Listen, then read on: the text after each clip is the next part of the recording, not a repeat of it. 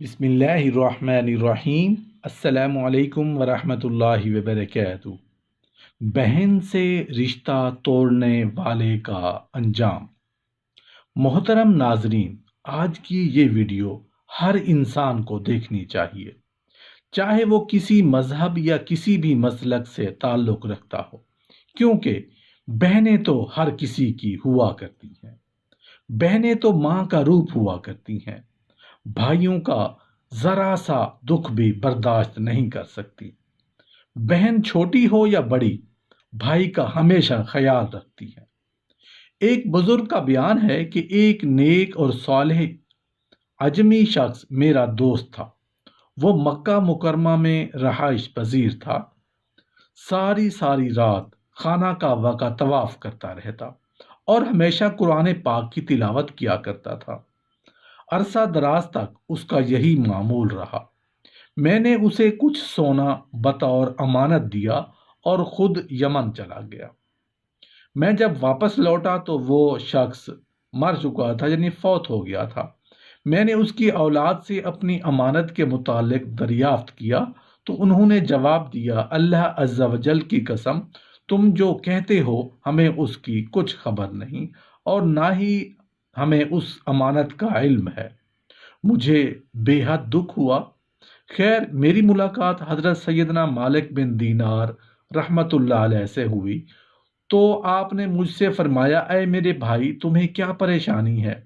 میں نے سارا ماجرا کہہ سنایا تو انہوں نے فرمایا، جمعہ کو آدھی رات کے وقت جب مطاف یعنی طواف کی جگہ میں کوئی نہ ہو، تم رکن یمانی اور مقام ابراہیم کے درمیان ہو کر با آواز بلند پکارنا، اے فلاں۔ تو اگر واقعی اللہ عز و جل کا مقبول اور صالح بندہ ہوا تو اس کی روح تجھ سے کلام کرے گی، اس لیے کہ ارواح مومنین رکن و مقام کے درمیان جمع ہوتی ہیں۔ وہ بزرگ فرماتے ہیں، جمعہ کی رات آئی تو میں آدھی رات کے وقت رکنے اور مقام کے درمیان کھڑے ہو کر بلند آواز سے پکارا، اے فلاں، لیکن کسی نے مجھ سے کوئی کلام نہیں کیا۔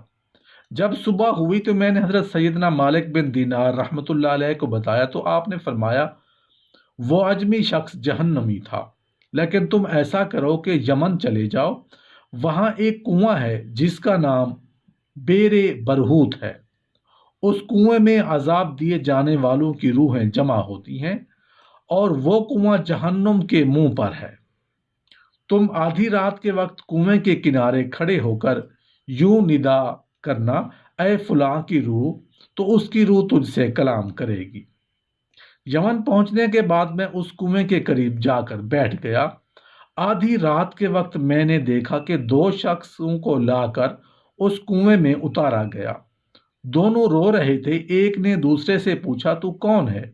دوسرے نے جواب دیا، میں ایک ظالم شخص کی روح ہوں جو دنیا میں بادشاہ کا پہرے دار تھا اور حرام کھاتا تھا۔ ملک الموت نے مجھے اس کنویں میں پھینک دیا اور اب مجھے اس میں عذاب دیا جائے گا۔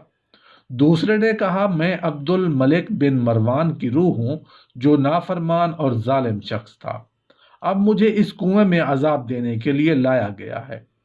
جب میں نے ان دونوں کی چیخ و پکار سنی تو گھبراہٹ کی شدت سے میرے بدن کے رونگٹے کھڑے ہو گئے۔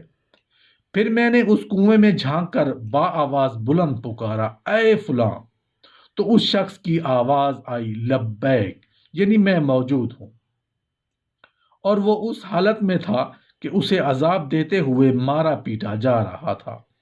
میں نے اس سے پوچھا، اے میرے بھائی، وہ امانت کہاں ہے جو میں نے تیرے پاس رکھوائی تھی؟ اس نے جواب دیا، وہ امانت فلاں جگہ فلاں زینے کے نیچے مدفون ہے۔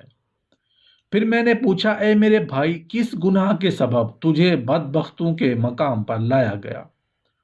اس نے جواب دیا، میری بہن کے سبب، اس لیے کہ میری ایک غریب بہن مجھ سے کہیں دور سرزمین عجم میں رہتی تھی۔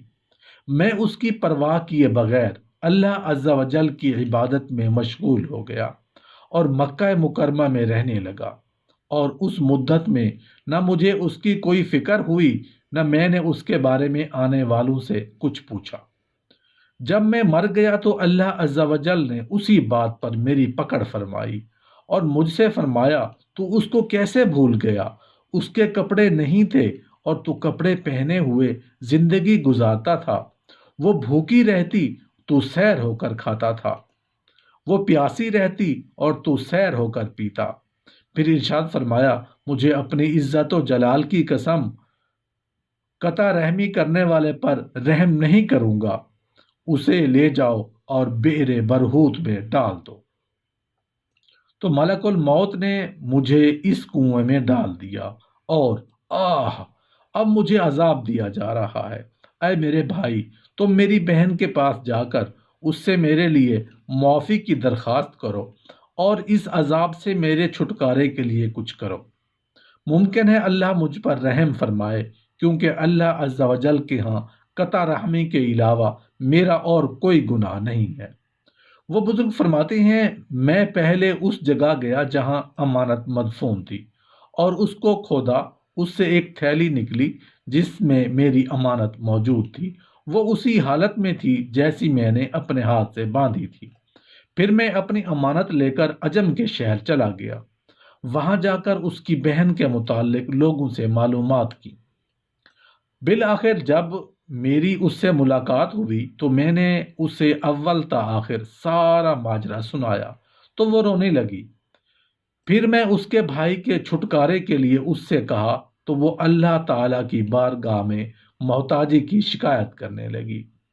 میں نے کچھ دنیاوی مال اسے دے دیا اور وہاں سے لوٹ آیا۔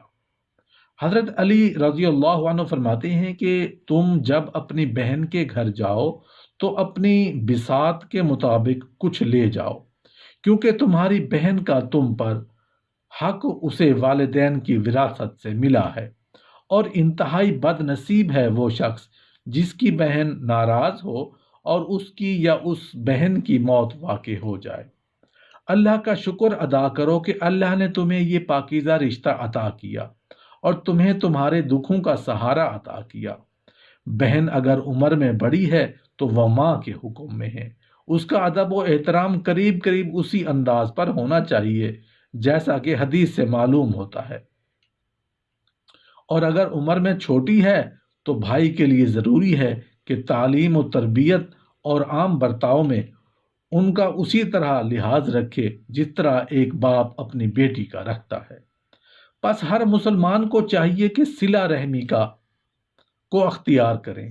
رسول اللہ صلی اللہ علیہ وآلہ وسلم کا فرمان عالی شان ہے، صلہ رحمی رزق کو بڑھاتی ہے۔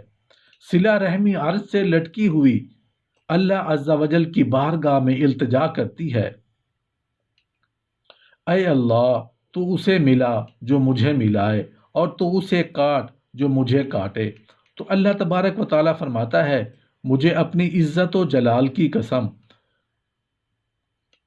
میں ضرور اس کو ملاؤں گا جو تجھے ملائے گا اور ضرور اسے قطع کروں گا جو تجھے قطع کرے گا۔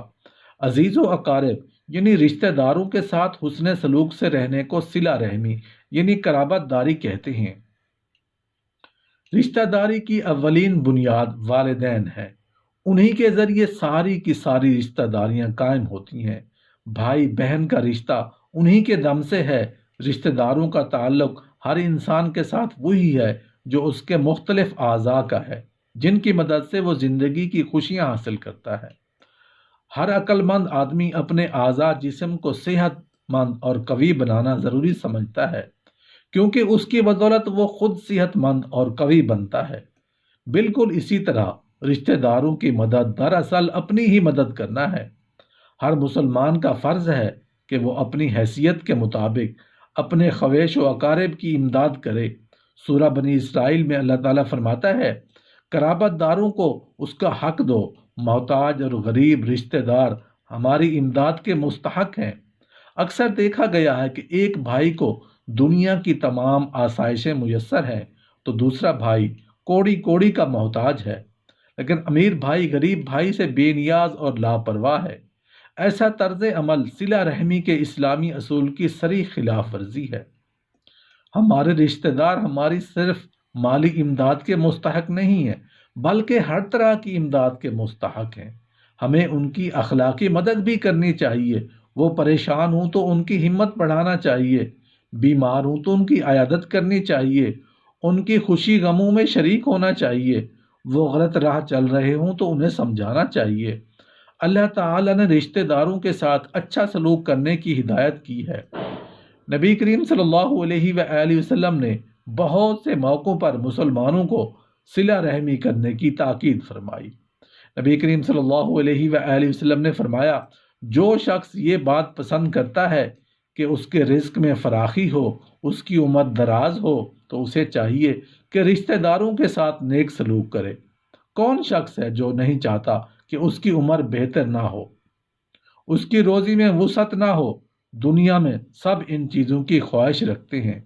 جو شخص اپنے رشتہ داروں کی بدسلوکی کی پرواہ کیے بغیر اپنی طرف سے نیک سلوک کرتا چلا جائے اور صبر و تحمل کی مثال قائم کر دے، وہ بہت بلند کردار انسان ہے۔ اگر ہم اپنا فرض رشتہ داروں کے ساتھ دیانت سے ادا کریں تو غربت و افلاس کا خاتمہ بھی ہو جائے، اور ایسا کرنے سے احسان نہیں ہے بلکہ ان کا حق ہے جس کی ادائیگی ہر مسلمان پر فرض ہے۔ صلہ رحمی کی اہمیت کا اندازہ اس بات سے لگایا جا سکتا ہے کہ رسول کریم صلی اللہ علیہ وآلہ وسلم نے فرمایا، رشتہ داری کو قطع کرنے والا جنت میں نہیں داخل ہو سکے گا۔ حضرت ابو ہریرہ رضی اللہ عنہ سے روایت ہے کہ ایک شخص رسول کریم صلی اللہ علیہ وآلہ وسلم کے پاس حاضر ہوا اور عرض کیا، میرے ایک رشتہ دار ہیں کہ میں ان کے ساتھ اچھا سلوک کرتا ہوں اور وہ میرے ساتھ اچھا سلوک نہیں کرتے، احسان کرتا ہوں وہ برائی کرتے ہیں، میرے ساتھ میں بردباری کرتا ہوں، ان کے ساتھ وہ جہالت سے پیش آتے ہیں۔ آپ نے فرمایا، تو ایسا ہی کرتا ہے جیسا تو نے کہا، تو گویا تو انہیں گرم راکھ کو جھنکاتا ہے اور ہمیشہ تیرے ساتھ اللہ تعالیٰ کی مدد ہے۔ ان کے مقابلے میں جب تو اس پر قائم ہے، نبی کریم صلی اللہ علیہ وآلہ وسلم کا ارشاد گرامی ہے، قرابت نوازی، حسن خلق اور خوشگوار ہمسائیگی سے بستیاں آباد ہوتی ہیں، عمریں دراز ہوتی ہیں۔ جس نیکی کا سب سے جلد ثواب ملتا ہے وہ صلہ رحمی یعنی قرابت داری ہے۔ حتیٰ کہ اس کے خاندان والے فاخر بھی ہوں تو ان کے اموال میں اضافہ ہوگا۔ کوئی خاندان ایسا نہیں کہ اس کے اندر اتحاد ہو اور وہ محتاج ہو۔ احادیث مذکورہ سے معلوم ہوتا ہے کہ رشتہ داروں کے ساتھ حسن سلوک کرنے سے ہی معاشرہ پرسکون ہوتا ہے۔ اللہ پاک ہم سب کو والدین، بہن بھائیوں، رشتہ داروں، دوست احباب اور ہمسایوں سے حسن سلوک سے پیش آنے کی توفیق عطا فرمائے۔ آمین یا رب العالمین۔